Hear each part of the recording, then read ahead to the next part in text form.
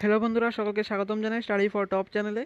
তো আজকের এই ভিডিওটা ত্রিপুরার সকল চাকরি প্রত্যাশীদের জন্য খুব ইম্পর্ট্যান্ট হতে চলেছে, কারণ আজকের এই ভিডিওতে আমরা কয়েকটা টপিক নিয়ে ডিসকাশন করব। প্রথম হচ্ছে স্পেশাল এক্সিকিউটিভ, তারপর হচ্ছে কনস্টেবলের অফার লেটার নিয়ে, কনস্টেবলদের যে ফাইনাল রেজাল্ট দেওয়া হয়েছে সে তার অফার লেটার নিয়ে, তারপর রয়েছে জেল পুলিশ নিয়ে। তো সবার প্রথমে বিগত 3 তারিখ যে পুলিশ কনস্টেবলের রেজাল্ট দেওয়া হয়েছিল, যারা যারা সিলেক্টেড হয়েছে সকলকে অনেক অনেক অভিনন্দন জানাই। কোনো একটা প্রবলেম থাকার কারণে আমরা সেই ভিডিওটা বানাতে পারিনি। তো তোমরা সবাই জেনে গেছো যে রেজাল্ট দিয়ে দিয়েছে, তাই এই ভিডিওটা বানানোর কোনো মানে হয় না, সবাই জেনে গেছে। তো আজকের ভিডিওটা তোমাদের জন্য স্পেশাল এক্সিকিউটিভ আর পুলিশ কনস্টেবল যারা অফার লেটারে এখন অপেক্ষা করছো দীর্ঘদিন ধরে, তারা অপেক্ষা করছিল রেজাল্টের। তো রেজাল্ট ফাইনালি দিয়ে দিয়েছে, এখন হচ্ছে অফার লেটার কবে দিচ্ছে। তো দেখো, ত্রিপুরার বিগত কয়েক বছর ধরে যতগুলো রিক্রুটমেন্ট এত স্লো প্রসেসে চলছে, এখন যে অফার লেটার এটাও হয়তোবা একটু দেরি হতে পারে, কিন্তু বেশি দেরি হবে না। যেরকমটা রেজাল্টের ক্ষেত্রে করা হয়েছে, রেজাল্ট অনেক দিন পর অনেক বছর পরে দেওয়া হয়েছে, তো এটা হবে না, খুব তাড়াতাড়ি তোমাদের অফার লেটার দিয়ে দেওয়া হবে। কারণ ত্রিপুরা পুলিশ ডিপার্টমেন্টে অলরেডি অনেক কর্মী সংকট রয়েছে,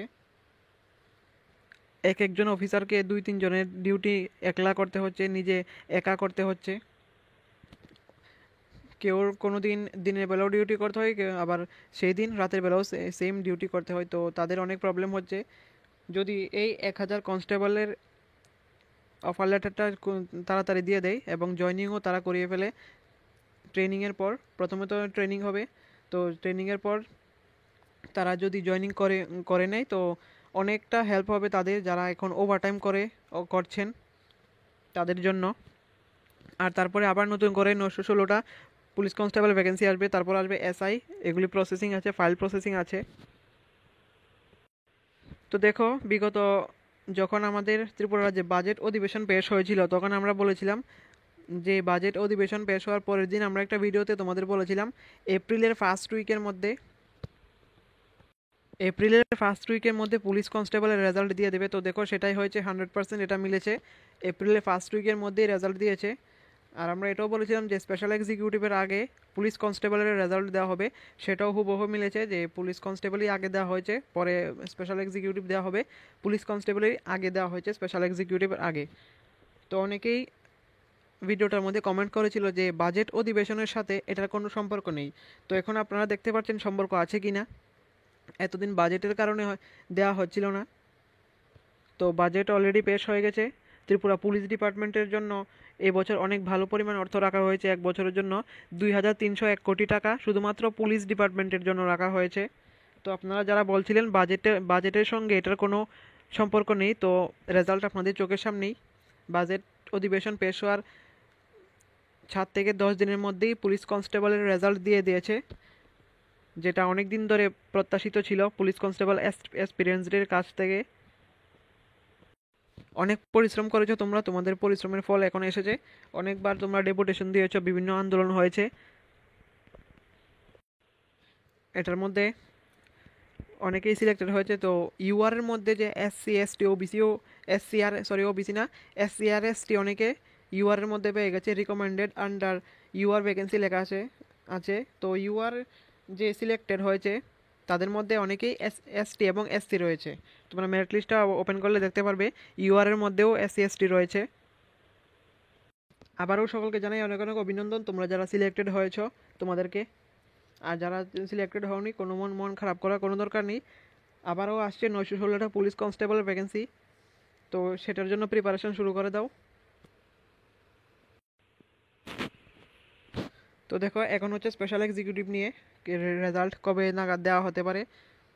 তো দেখো, এই মাসের মধ্যে সরকার দিলেও দিতে পারে, কিন্তু এই মাসের মধ্যে খুব চান্সেস কম, কেননা এই মাসেই 3 তারিখ পুলিশ কনস্টেবলের রেজাল্ট দিয়েছে, তো এই মাসের মধ্যে চান্সেসটা খুবই কম। তবু মেরিট লিস্ট রেডি হয়ে আছে অনেক দিন আগে থেকেই, অনেক মাস আগে থেকেই মেরিট লিস্ট রেডি।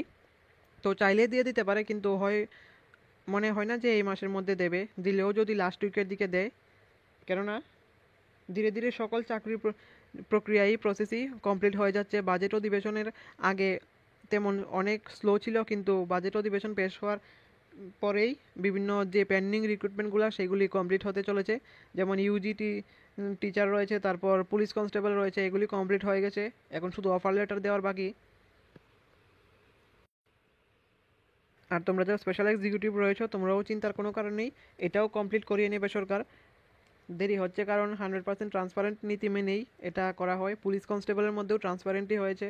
তারপর যে টিচারের মেরিট লিস্টটা রিলিজ করা হয়েছিল সেই দিন একই দিনে, তারও খুব ট্রান্সপারেন্টভাবে হয়েছে। যারা যারা বলছিল যে পার্টিগতভাবে হবে ত্রিপুরা পুলিশ কনস্টেবলের, তো রেজাল্ট তোমাদের চোখের সামনে একেবারে 100% স্বচ্ছ নিয়োগ নীতি মেনে এটা নিয়োগ করা হয়েছিল।